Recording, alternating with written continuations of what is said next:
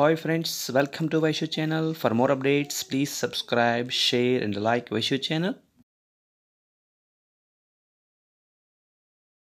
తెలంగాణ రాష్ట్ర ఉద్యోగులు, ఉపాధ్యాయులు, కార్మికులు, పెన్షనర్ల జాయింట్ యాక్షన్ కమిటీ జేఏసీ రాష్ట్ర స్టీరింగ్ కమిటీ సమావేశం ఈరోజు అనగా 23 ఆగస్టు 2024 మధ్యాహ్నం టీఎన్జీఓ భవన్ హైదరాబాద్లో జరిగింది. 27 మంది సభ్యులు పాల్గొన్నారు. సమావేశం నిర్ణయాలేమిటో చూద్దాం.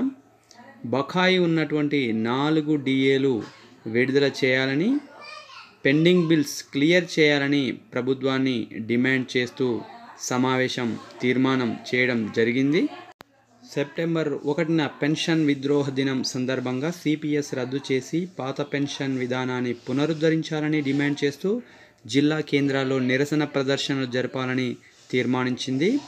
మహిళలు, బాలికలపై అత్యాచారాలు, హత్యలను తీవ్రంగా ఖండించింది. దోషులను కఠినంగా శిక్షించాలని డిమాండ్ చేసింది. నామినేటెడ్ ఎమ్మెల్సీలుగా ఎన్నికైన ప్రొఫెసర్ కోదండరాం గారికి త్వరలో అభినందన సత్కారం నిర్వహించాలని నిర్ణయించింది. Thanks for watching this video. For more updates please subscribe, share and like Vaishu channel. Thank you. Thanks for watching this video.